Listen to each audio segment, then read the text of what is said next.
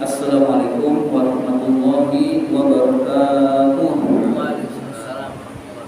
Alhamdulillahirabbil alamin wassalatu wassalamu ala asyrafil anbiya'i wal mursalin sayyidina wa maulana Muhammadin wa ala alihi wa sahbihi ajma'in, amma ba'du. Puji syukur marilah kita panjatkan kehadiran Allah Subhanahu wa taala yang sampai saat ini, sampai detik ini selalu memberikan nikmat-nikmatnya yang tidak terhingga kepada kita semua. Di antaranya kita masih tetap diberi nikmat iman, nikmat Islam, nikmat kesehatan, dan nikmat panjang umur, sehingga kita dapat berkumpul di pengajian ini untuk berzikir kepada Allah, bersolawat kepada Rasulullah, dan juga insya Allah mendapatkan ilmu yang bermanfaat. Salawat dan salam semoga Allah limpahkan pada junjungan kita baginda Nabi besar Muhammad sallallahu alaihi wasallam beserta para keluarganya, para sahabatnya, dan kepada kita sebagai pengikut ajarannya. Sekali lagi selalu diingatkan, usahakan kita senantiasa bisa istiqomah malam Jumat, istiqomah ba'da Isya hadir di majelis taklim remaja Masjid Al-Amin. Kita selalu niatkan, mau banyak, mau sedikit, mau rame, mau sepi, tetap usahakan kita hadir. Karena kalau kita istiqomah di dalam amal soleh, kita akan ditolong oleh Allah. Ditolong oleh Allah itu urusan-urusan kita dimudahkan oleh Allah dengan bantuan para malaikat-malaikat Allah. Allah Subhanahu wa taala berfirman, "Innal ladzina qalu rabbunallah summastaqamu." Sesungguhnya orang-orang yang berkata Tuhan kami adalah Allah, kemudian dia istiqomah tetap kepada keimanannya, lalu dia beramal soleh, amal solehnya istiqomah, terus menerus taat pada Allah, tatanazzalu alaihimul malaikah, malaikat-malaikat akan turun kepada orang tersebut.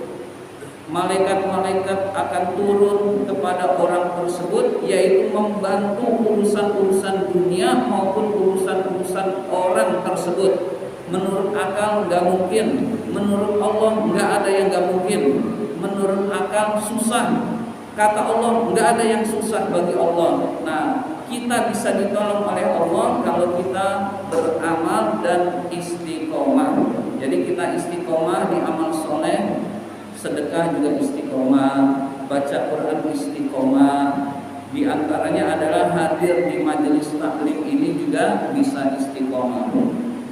Di samping kita istiqomah, kita misalkan sudah istiqomah, kita juga perlu mengajak orang ke jalan Allah. Ajak aja, mau ikut mau enggak, yang penting kita sudah ajak. Contohnya kayak jamaah tabligh tuh, mau orang nolak, pokoknya dia emang ngajak ke jalan Allah, ngajak ke masjid, ngajak berbuat baik. Nah, itu juga usahakan kita bisa mengajak orang lain ke Masjid Al-Amin atau ke majelis taklim ini. Gak usah yang jauh-jauh ya, teman akrab aja, punya teman akrab, yuk malam Jumat ikut ngaji. Kalau satu orang bisa ngajak, udah 2 kali lipat yang hadir di sini. Lalu orang yang kita ngajak orang lagi, berarti 4 kali lipat dan seterusnya. Rasulullah sallallahu alaihi wasallam bersabda, "Ad-dalu 'alal khairi kafailihi." Orang yang mengajak kepada kebaikan seperti orang yang berbuat kebaikan itu sendiri.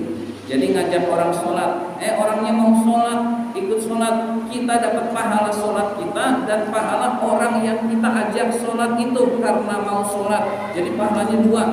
Ada orang ngajak ke majelis taklim, kita dapat pahala diri kita sendiri dan orang itu juga dapat pahala dari Allah, dan pahala orang itu juga kita dapatkan juga karena kita mengajak orang lain ke jalan Allah. Jadi tiap kita mengajak ke jalan Allah, orang itu mau, orang itu itu bersedia, maka pahala kebaikan orang itu kita dapatkan. Jadi tidak ada ruginya. Kalau nggak mau gimana? Nggak mau juga nggak rugi apa-apa. Ngajaknya sudah dapat pahala, ngajaknya sudah dapat pahala. Lalu nggak rugi apa-apa, harta kita nggak berkurang, pikiran kita tetap nggak berkurang. Jadi nggak ada yang berkurang dari diri kita kalau kita mengajak ke jalan Allah.